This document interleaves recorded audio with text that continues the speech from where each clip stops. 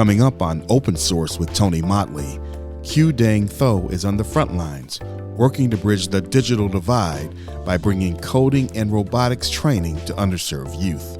The effort is more challenging and more difficult than you may think. I think it's widespread. It starts with internet connection in certain areas where the more you pay, the more bandwidth you get. I don't want to get into too much politics about this, but things happen in specific regions for specific reasons. But there is just a huge digital divide. And the only way to resolve that is to get all the stakeholders sit together at a table and figure it out.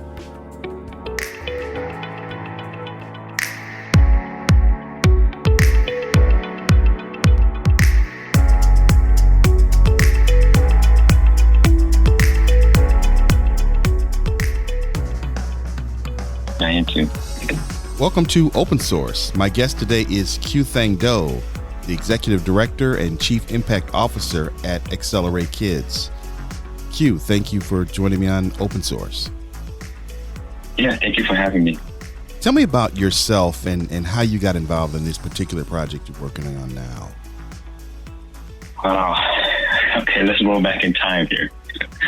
So, I originally landed here from Vietnam in Philadelphia first, and then we traveled to Detroit. Got sponsored by a Catholic charity foundation.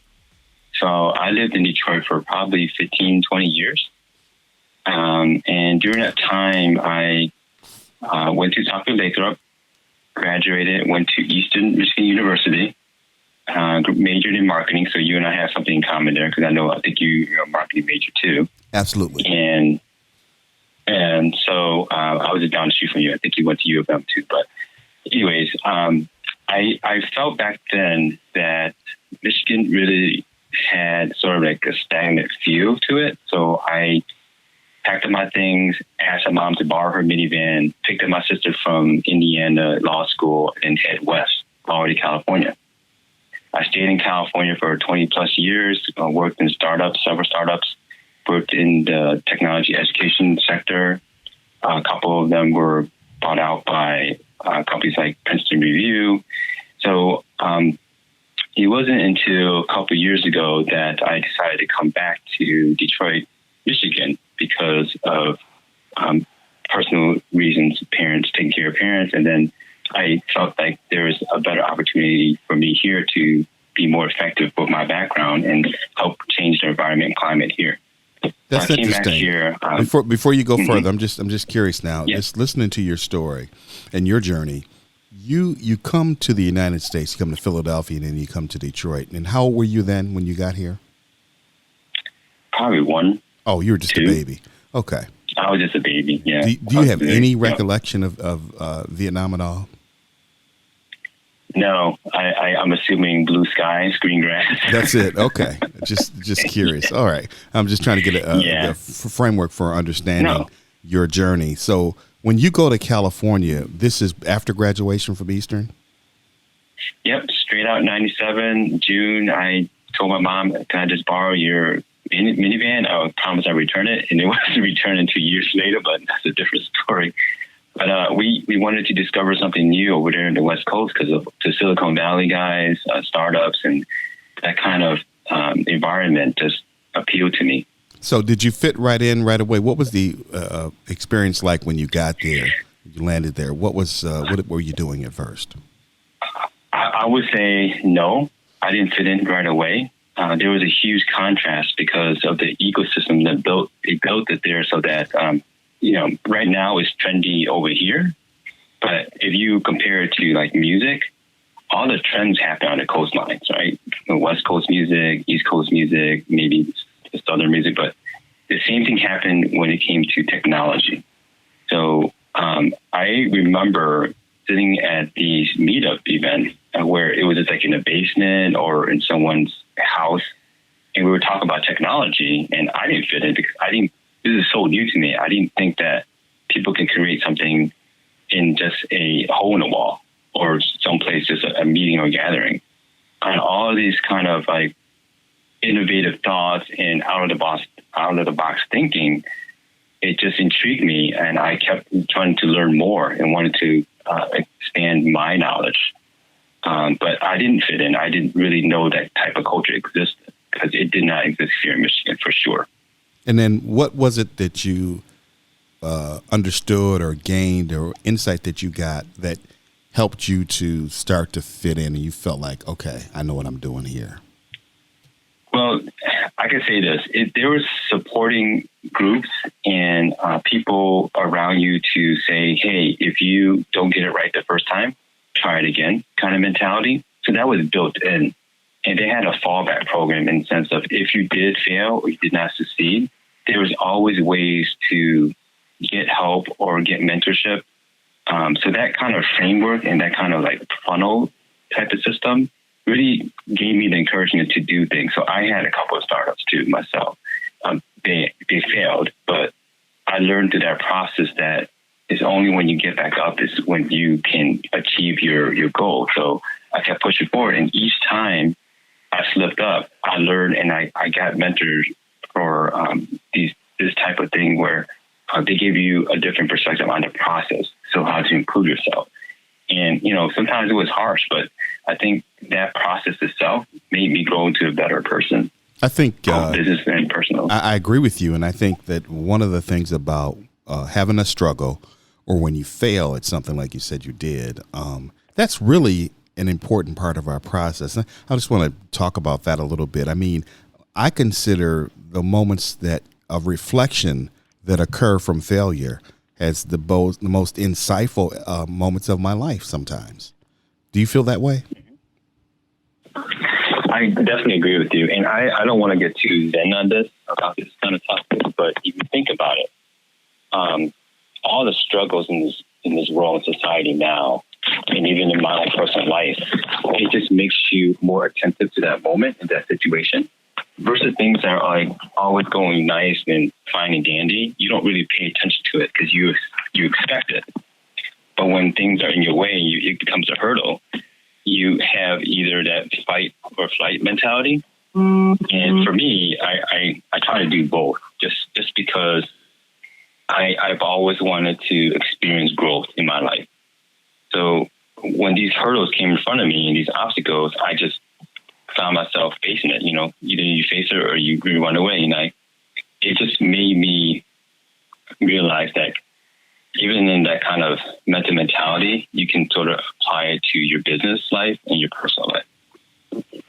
When you reflect back on 23, 24 years ago, going to California, going out west, and you consider what you learned there and what you're doing now, how has that impacted what you're doing now? I can tell you that it's systematic where things are in place for you to succeed almost over there versus over here. I think that it's almost still like ground zero. People are still building up the startup system here, even though you have successful supporters like, Quicken Loans and doing the Startup Week, Techstars and those guys. For me, when I came back a couple years ago, I felt like the startup ecosystem here and the connections you make, it's pretty much you do it on your own. You have to sort of pick and choose which meetup to go to, and then from LinkedIn, you find your sources and you try to line up with the same people in your field. Over in California, it's already all set up. So if you say you want to go meet somebody in the tech ed space, you have a plethora of people who you connect to. And if that person you connect to is not the right person, they'll pass you on to someone else. And you have that kind of support system. Versus on this side, Michigan, you sort of don't. Everything is so spread out. And like in San Francisco, where I lived for 20-something years, things are in walking distance. Things are set up already. So when you meet somebody, they're going to know somebody, and then they'll help you try to accomplish your goals when you pitch out to them what your ideas and goals are. Here it's a little different. So I think that we're still at the building stage for the startup ecosystem here in Detroit versus in California. I think something you said there is actually pretty interesting, that you were in a place where things were in walking distance. And I think in Michigan, because of the reliance on automobiles and how spread out things are, That distance really it isolates people and limits people in a large way, don't you think? Correct. And I think that the isolation is built in, and seeking out advice, mentorship, and people who think the same, like culturally, is harder over just in Michigan, because you're right, just geographically it's spread out. So when you look at what the is being built in Michigan, how has that changed since you've been back? I mean, I know there's a growing tech sector. You've talked about it. There's some interesting programs that allow people to get involved in technology that are pretty outstanding. But what's your evaluation of what we're doing in Michigan right now, what we're seeing? Well, I could tell you in specifically technology education, tech ed, in which is the space I'm in with Accelerate Kids. We work with kindergarten to 10th graders, where we provide 4 categories of technology education, coding, robotics, digital arts, and game design. And all 4 of those categories are already in existence over there in California. And I think system-wide it works better in California versus Detroit, Michigan, or anywhere in Michigan, is because it's baked in at the early stage.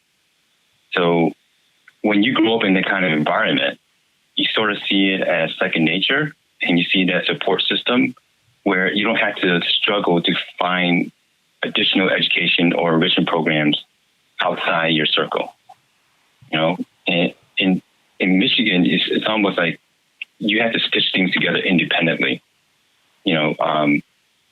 So for how it is now, I think the biggest contrast to me is like it's not built in the system. So growing up, like I'll tell you this, grow up in Detroit, there's 2 entities out there that I participate in, and some of my siblings too. It was DASUP and Junior Achievement. California, you have so many, I guess I can't even name them. They're like over 10 or 15. And I grew up right there where Redford High School was. Like I went to Christ the King Middle School.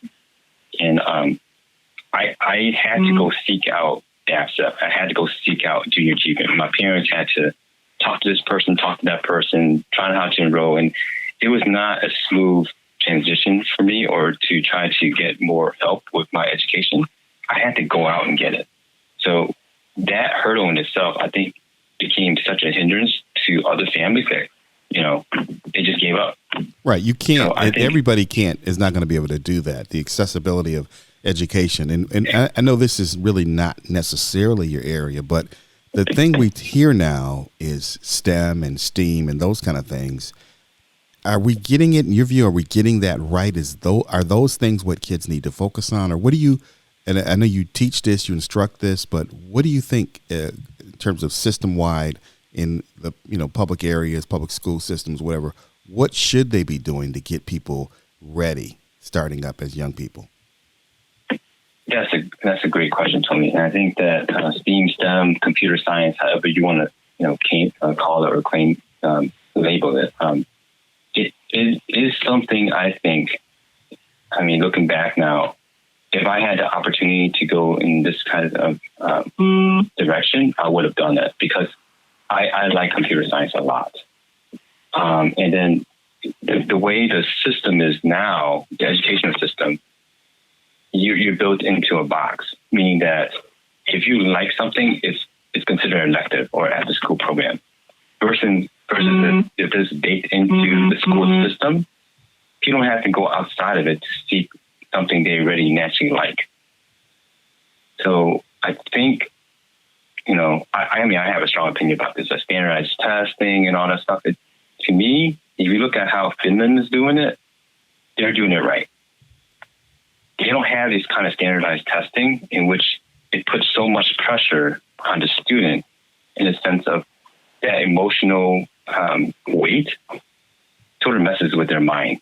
So you sort of use a different side. I forget how you say it scientifically, but you use a different part of your brain when you have emotional trauma or you have emotional weight on you.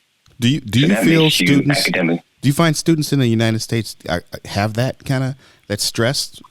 Yes, I have other friends from, say, Korea, they have a similar, very stressful situation. By 15 or 16, they're either at that point where they're going to advance to a higher level, or they don't. So they do have that there. How is it different here? But Tony, you think about it. The system is already supporting that. So the school, I don't know about Korea, but I can tell you about Vietnam. So Vietnam is where I'm from.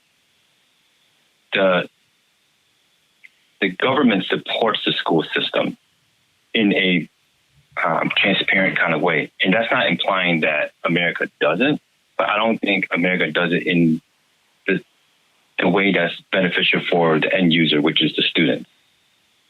So culturally speaking, it's two different things.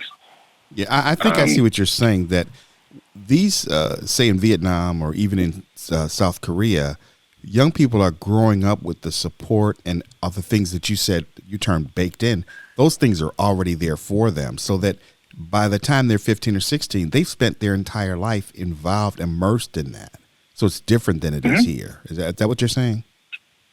Yeah, I think it's society itself is reinforcing that culture. So it's almost like the heartbeat, the through line for education is so important in Asian culture that it starts at the nucleus of the family and then it builds out.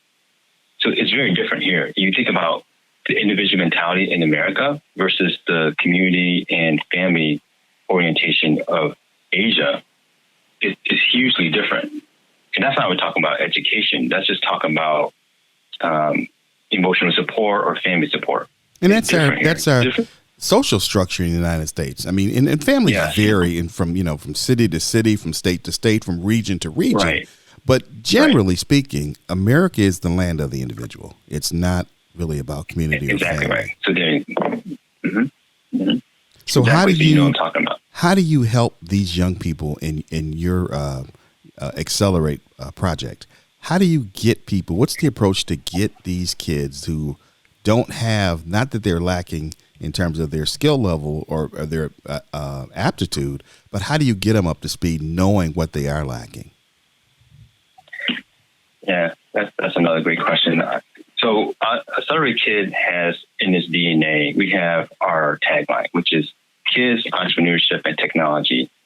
And those three pillars building out Accelerate Kid, we really look at the individual kid, see where they're at, and then we meet them where they're at. We don't try to force them to accelerate, so to speak, until, they finish a project. We try to figure out what are their problems and how can we talk to them on their level so that they understand it. So we'll give them examples in a way that they can relate to. So like some of our students are very much into sports. So we'll give them an example about sports to talk about STEAM or STEM and then finish a project. And the entrepreneurship part is we want to build the attitude of an entrepreneur in the sense of independence, collaboration, creativity, critical thinking, and those 21st century skills people are talking about. And then the technology part is obvious. We just teach them the technical side of it. But to answer your questions as far as how to help the students, you talked about aptitude. And to me, it's more about the attitude in which you approach the content. So I had somebody who told me this. I forgot who said it, but he had a great way of phrasing it when he was like he's been teaching the BPS school system for 20 years. And he was telling me, Q, it's not about the content that you're teaching. It's more about how you make them feel about the content. And that's a big distinction. That's a great point. And I think it's something that gets lost it falls in the cracks in that on the top end where policy is made, there's standards and those things are important, but we don't really give enough consideration, I don't believe, to how this makes you feel. I mean, if we went to a therapist, one of the first questions the therapist is going to say is, Q, you've had X problem. How does that make you feel? But we don't, as educators, we don't really take that approach. We just give you what, here's the meat, here's the potatoes, eat it. And that's it. There's really no discussion about that. Is that right? Yeah. Eat your broccolis. That's funny. Yeah, that's basically what we're doing. Mm-hmm. Yeah, you're right. And I think that there's not a balance where you talk about the emotional side. And now that we're in this digital forced environment, this glass screen in front of you, people can't breathe. I mean, they're like looking at it, it's like, I want to go talk to my friends. I want to go outside and play, but they're blocked by this whole healthcare thing. And it's really now the time of people reflecting. I look in the mirror. You see how much the analog world you missed, and you appreciate that more. And the digital world, this whole encapsulation of you being inside, it's emotionally draining. And we don't really address that now. You know, it's not too late. And then those are good points. I think this is an opportunity, given this COVID situation, to step back and reflect. What have you personally learned? You're reflecting on it now, but what insights have you gained from what we've been experiencing since February, March, whatever? Since we've been experiencing since February, I feel like just earlier what I said about looking in the mirror, you appreciate things that you lose. And it's like the struggle we were talking about earlier. So now what I'm seeing is that some of the students who we are teaching, they don't want to have their camera on, you know, those kind of things in which they're uncomfortable with because you're literally staring at them in these camps, in these classes. So what I learned is that when you're in the real world setting, people take for granted that this natural alignment and interaction is more conducive to learning, better for learning, versus the digital side. Because you have all these people, these kids and even teachers, they're very uncomfortable. And because you're literally staring at these people through the camera on your computer. You're speaking of right now, just so our listeners get it, you're talking about right now, your training is virtual with young people. Yes. Okay. Yes. And so in that experience, there's anxiety is what you're saying, right? Correct. That is the word. It is anxiety, and it's been manifesting in different ways. So we had to address that. And what we do as our kid, and the first thing is like, you know, how are you feeling? Are you comfortable? Is everything okay? And those type of questions makes the student feel more comfortable with you. Is that something now that you're going to, as we continue at least virtually for now, are you building that into the structure of your approach to training these people? Yes, we are. So the whole DNA I was telling you earlier about kids, entrepreneurship, and technology, I think the three pillars and the last one being technology, we have that down. I think right now I'm looking to building out the social emotional learning portion for the kids and entrepreneurship part. And we do have a standard where we have the instructors ask these questions before you even start the class, because we don't know what's going on. Now the teachers are actually the parents at home. So we're switching roles here, and we more now than ever need the parents to be involved. And the nucleus of the family is so important in building out the educational pathway for students. What do you feel parents should be doing or parents need to do to help young people in this virtual learning environment? Simply put, walk hand in hand with your child in this educational pathway. And it's going to be revolutionary because right now all the mandates and people are in flux with how to start the fall school season. Parents definitely need to be there for the child. And in your view, having spent this last 6 months or so working with kids virtually, what do you think it is that they need? What are we talking about? What kind of things do you think young people need? I think they need the two components, social emotional support, and then the technology, so they can not just use it, but see the balance in between. So like the digital and analog world. And for me, it's all about the balance. If you're too much on one side, obviously you fall over. You're too much on the other side, you fall over. So you stay in the middle and you see the balance and appreciate your family now, since you're in this environment, and understand technology as a tool and a way to get you to your destination. That whole journey path is very important. So balancing between the digital and analog world, to me, is the most important thing now. And so, in terms of your curriculum, what kind of things are you? I mean, you've talked about entrepreneurship, you talked about tech. I mean, but like specifically on a granular level, what are you teaching these people, these young people? So, in our curriculum, we have the practical application of the activity, meaning of the technology. So, I'll give you an example of JavaScript. So, we'll have them learn the content alongside with the instructor. Then they'll have to apply what they've learned into these activities, like build a game, share with their friends, blah, blah, and get some people to test out the game to see if they can find bugs and have them debug it. So that's the technological part. The other part is we have them talk about things that are happening in their environment at home. If that's stopping them from learning, how can we help? So some of the students have one computer and they have to share it. So those kind of things. So we actually have a loaner program, which we help these students if they need a laptop, they sign out and we loan them a laptop. So they have two computers at home instead of just sharing one.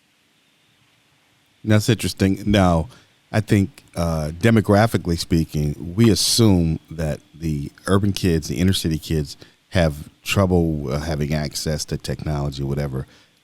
What strata of young people are you talking about that have the one computer? Are we talking about these urban kids, or who are we talking about? We're talking about students who, anywhere in Michigan, where they're close enough to our center, we'll loan out a computer for them. And we also work with the Detroit community in which students who don't have access, we loan out a computer to them too. So it's just not specifically regionally in anywhere in Michigan. It's throughout Michigan. So this divide is all over, is what you're saying. Yeah, it's not just one area specific. It's affecting everyone. And I think too, what are you learning about the digital divide and what people need? Is it how widespread is it? I mean, we're talking about a few kids? We're talking about a lot of kids? What do you think? I think it's widespread. I think that it starts with internet connection in certain areas where the more you pay, the more bandwidth you get, and I don't want to get into much politics about this, but things happen in specific regions for a specific reason. Specific region for a specific reason. That's what I meant to say. But there is just a huge digital divide, and the only way to resolve that is to get all the stakeholders sit together at a table and figure it out. Well, I mean, clearly, most of this is, if not all of it, is driven by profit. And I think, if there are not enough people living in an area, you're not going to get fiber or broadband, high-speed broadband in that area because it's not worth it to the people that build that technology out. Right. Yeah, it wouldn't be feasible, but I think there's a way to help people in a better way than they're doing it now. As you look to the future, this time will pass. It's hard to see that it will, but it will pass. What will be our takeaway from what we're experiencing right now in 2020? Again, I would have to say the balance between how we're doing everything digitally now versus how we're missing the analog interaction, like body expression, facial expression, those kind of things, those subtleties that we didn't appreciate when we had the on-site opportunity to do that. But now when we're being digitized, I feel like it's almost a binary, knee-jerk reaction. Have your camera on, blah, blah, and just get the information done. And you're missing all these different nuances when you had the opportunity to be on site or to meet in person. So I think the biggest takeaway for me will be find a balance using technology to help advance your education or wherever your pathway will be. But at the priority is understanding that there is an emotional tie-in to learning the process along the way. Yeah, and I agree. I think that human beings are social animals. And so that's why I like something that has really nothing to do with what we're talking about, but like solitary confinement is so damaging to people because they're isolated. And in the same way, I mean, I'm not going to say that children are isolated the way prisoners are, but I think people in general feel deep anxiety from not being able to interact with their peers. And so that's an important element that we can't, we can say we'll do online learning for safety reasons, but there is a need to interact with other people. It's important. We can't just dismiss that. Mm-hmm. Correct. So for you, what's the next thing for Accelerate Kids and for Q? What's your next move? Right now, we're trying to scale out the company so that we can reach more kids with computer science and then technology education. We've expanded from 8th grader to 10th graders. So a lot of our kids grow up with Accelerate Kids. So they'll start at middle school and then they'll go all the way up to high school. Some of the 8th graders wanted to stay on to learn more advanced coding. So we built out a robotics class, for instance, to cater to 9th and 10th graders. And it's robotics Internet of Things. And the title of the class is called IoT Architects, in which they build out an actual product. So you think about Alexa or Google Home, that's what IoT is, Internet of Things. So everything is actually going to be $1 trillion industry. So these kids, these very bright kids, they learn about engineering and physically building a device so that they can try to sell it in the market. So we're working with sites like Kickstarter and what's the other one, Indiegogo, so that they can post their product to see if they actually garner real support in the real world. So it's very exciting. I mean, right now we have probably 1 or 2 more spots, but this class in Excel is going to be one of the premier classes for Accelerate Kids. That's awesome, and I really appreciate you sharing this information with our audience and talking about Accelerate Kids. And I think it's a wonderful program, and I hope that it expands and grows the way you want it to. Yeah, I appreciate that, Tony. Thank you. This has been Open Source with Tony Motley. My guest today is Thang Do of Accelerate Kids. Thanks for listening. We'll talk to you next time.